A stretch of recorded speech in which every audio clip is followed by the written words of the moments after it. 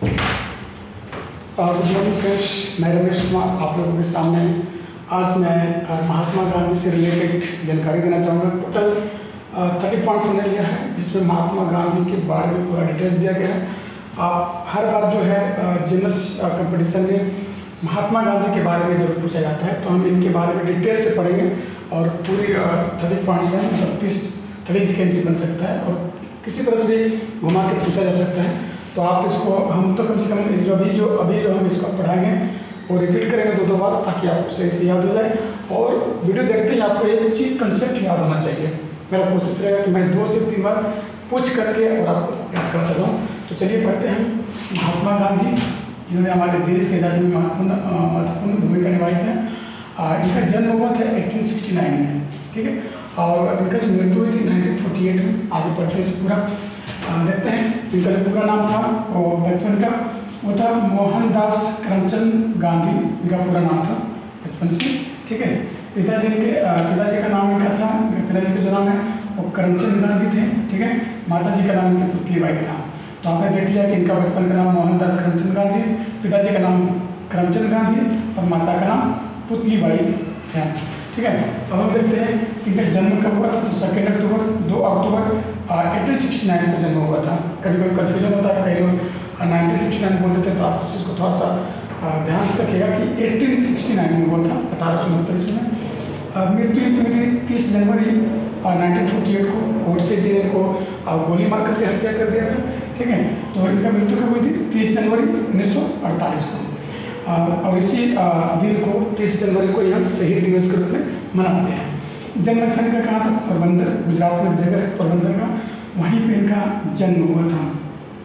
इनकी विवाह जो हुआ था गांधी जी का वो हुआ था 1883 में, जब 13 साल के मात्र थे तब इनका इनका विवाह हो चुका था। इनके साथ हुआ था तो एक कस्तूरबा गांधी के साथ इनका विवाह हुआ था, मात्र 13 साल की उम्र में हो गया था। इनके 4 पुत्र थे, आप याद रख सकते हैं, ठीक है। हरिलाल, मनीलाल, देवदास और रामदास 4 पुत्र थे। कौन कौन थे? लाल वाले 2 हैं और दास वाले 2 हैं। तो आप कीजिएगा हरिलाल, मनीलाल और देवदास एंड रामदास, है ना। ये 4 इनके पुत्र थे, पुत्री एक भी थी। इनके राजनीतिक गुरु कौन थे? तो गोपाल कृष्ण गोखले जी थे इनका, जो राजनीतिक गुरु थे, है ना। इनको राजनीति के बारे में इन्होंने सारा चीज़ सिखाए थे। अब प्रमुख शिष्य इनका कौन थे? गांधी जी को गुरु कौन मानते थे, या ये कह सकते हैं कि गांधी जी ने अपना शिष्य किसको बनाया था? तो मीरा बेन थी। मीरा बेन एक बदला हुआ नाम है उनका, ठीक है। ऐसे वो इंग्लैंड की रहने वाली थी। तो इनका जो असली नाम था वो मैडलिन स्लेड नाम था इनका, मैडलिन स्लेड। तो इनका असली नाम था, इंग्लैंड की रहने वाली थी और इनको गांधी जी ने अपना नाम दिए थे मीरा बेन के नाम से दिए थे। कानून की पढ़ाई के लिए इंग्लैंड गए थे। कब पहली बार विदेश जाते हैं कानून की पढ़ाई के लिए वो इंग्लैंड गए थे। वो 1888 में गए थे और वहाँ पे वो कानून की पढ़ाई कर रहे थे। कानून की पढ़ाई की बैरिस्टर की डिग्री प्राप्त उन्होंने कर लिया था। तो 1891 में 1891 में उन्हें डिग्री प्राप्त हो गई थी कानून की बैरिस्टर की, और वो 1891 में अपना डिग्री हासिल कर लिए थे। पहली बार जो उन्होंने मुकदमा जो लड़ा था किसी के लिए, तो साउथ अफ्रीका के आदमी थे अब्दुल्ला जी, उनके मुकदमे के लिए वो साउथ अफ्रीका गए थे। तो साल कौन सा था? 1893 में गए थे पहली बार। तो पहली बार मुकदमा लड़ रहे थे।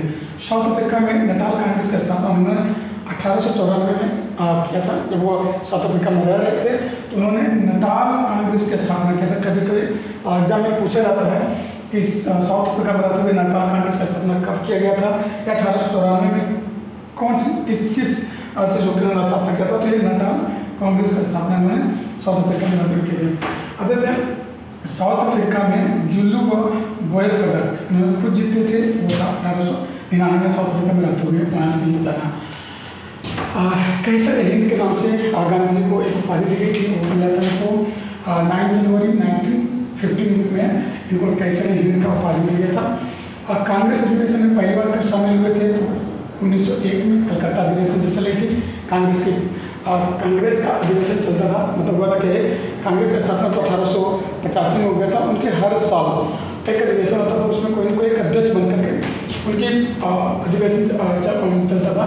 तो उसमें गांधी जी यहाँ पर अध्यक्षता नहीं कर रहे थे। गांधी जी तो अध्यक्षता उन्होंने पहली बार जो कांग्रेस में किए थे वो आगे दिखाई देगा आपको। 1924 में बेलागांव कर्नाटक में किए थे, बट शामिल हुए थे उस बैठक में, उस अधिवेशन में शामिल थे। तो पहली बार जब कांग्रेस के अधिवेशन में पहली बार शामिल हुए थे 1901 ईस्वी में कलकत्ता अधिवेशन था। उनके बाद डबरन में फिनिक्स आश्रम की स्थापना किया। डबरन साउथ अफ्रीका में जगह है, वहाँ पर फिनिक्स आश्रम की स्थापना 1904 में की। ठीक है, याद हो गया। डबरन में ही फिनिक्स आश्रम की स्थापना कब की? उन्होंने 1940 में की थे। सत्याग्रह के प्रथम प्रयोग उन्होंने 1906 ईस्वी में साउथ अफ्रीका में किए थे। पहली बार कतल के सत्याग्रह का इंडिया में तो 1917 में हुआ था, चंपारण सत्याग्रह जिसका नाम दिया गया, बट इनका पहला प्रयोग जो था सत्याग्रह के लिए वो था साउथ अफ्रीका में हुआ था और ये 1906 ईस्वी में हुआ था। ठीक है, अब समझ लो पहली बार गांधी जी जेल कब गए थे? तो पहली बार उनको जेल जाना पड़ा था। पहली बार उन्होंने जेल में 1938 में गए थे। ठीक है, और पॉल स्टाइल फार्म की स्थापना उन्होंने 1910 ईस्वी में किए थे। ये साउथ अफ्रीका में है। जोहान्सबर्ग एक सिटी है, साउथ अफ्रीका का बड़ा सा सिटी है, वहाँ पे उन्होंने टॉल स्टॉय फार्म की स्थापना किया था। महात्मा गांधी की साउथ अफ्रीका में सक्रियता मतलब कितने दिन तक सक्रिय रहे साउथ अफ्रीका में? तो टोटल 21 सालों तक महात्मा गांधी जी साउथ अफ्रीका में रहे। महात्मा गांधी का भारत आगमन कब हुआ था? तो महात्मा गांधी का भारत आगमन कब हुआ? 9 जनवरी 1915 को हुआ था, और उसी दिन को हम लोग प्रवासी दिवस के रूप में अभी भी मनाते हैं। तो 9 जनवरी को हम लोग प्रवासी दिवस के रूप में मनाते हैं। क्यों? क्योंकि महात्मा गांधी जी भारत आगमन किए थे, साउथ अफ्रीका से इंडिया आ गए थे 1915 में, 9 जनवरी 1915 को, और उसी दिन को हम प्रवासी दिवस के रूप में आज भी मनाते हैं। साबरमती की स्थापना कब किया था? 1915 में किए थे। ठीक है, 1915 में साबरमती की स्थापना किया था। और साबरमती की स्थापना करने मतलब साबरमती में उनका एक कुटिया था और उसी में रहा करते थे साबरमती में। कांग्रेस अधिवेशन की अध्यक्षता 1924 में इन्होंने किया था, बेलागांव कर्नाटक में। शामिल पहले भी रखे हैं कांग्रेस अधिवेशन में, पहली बार शामिल हुए थे 1901 में, और इन्होंने उस कांग्रेस अधिवेशन का क्या बोला कि 1885 के कांग्रेस स्थापना के बाद से हर साल इनका एक अधिवेशन होता था, और वो देश के किसी भी भाग में, हर भाग में घूम घूम कर अधिवेशन होता था। तो उस अधिवेशन में तो शामिल तो हुए थे कोलकाता वाले में, बट अध्यक्षता नहीं किया था। और 1924 में इनको पहली बार अध्यक्षता किया था, और पहली बार ये किए थे, और वही अध्यक्षता लास्ट में था उनका। और 1924 में बेलागांव, जो कि कर्नाटक में शहर का नाम है, वहाँ पे जगह का नाम है, वहाँ पर उन्होंने अध्यक्षता किया था। इनकी आत्मकथा लिखा गया, इन्होंने अपनी आत्मकथा को एक बुक के रूप में लिखा। उस बुक का नाम है सत्य के साथ मेरे प्रयोग। 1925 में इन्होंने अपनी जिंदगी के अपनी आत्मकथा लिखा, और उनका नाम था, उस बुक का नाम था सत्य के साथ मेरे प्रयोग। याद रखिएगा, 1925 में लिखा गया था। सिद्धांत इनका क्या था? किस सिद्धांत पे काम करते थे गांधी जी? तो गांधी जी का सिद्धांत था सत्य और अहिंसा पे चलना, इनका सबसे मेन हथियार था, मेन सिद्धांत इनका था सत्य और अहिंसा के लिए लड़ते थे। अखिल भारतीय खादी बोर्ड, ठीक है, ये क्योंकि विदेशी चीज़ों और वेस्टर्न जो ड्रेसेस थे उनको बहुत विरोध करते थे, तो ये खादी जो होते थे उनका एक पुतला बना करते थे। तो इन्होंने अखिल भारतीय खादी बोर्ड की स्थापना 1923 ईस्वी में किए थे। ठीक है, अखिल भारतीय चरखा, यानी कि खुद से बुनाई करते थे और खुद कपड़े पहनते थे, इनको चरखा चलाते थे। तो चरखा संघ की स्थापना उन्होंने 23 दिसंबर 1925 को किए थे। देखिए, याद रखिए, खादी बोर्ड को 1923 में किए थे, और चरखा संघ की स्थापना उन्होंने 23 दिसंबर 1925 को किए थे। तो दोनों डेट को याद रखिएगा सही से। प्रमुख पुस्तकें इनकी क्या क्या है, उन्होंने कौन कौन से बुक्स लिखे हैं?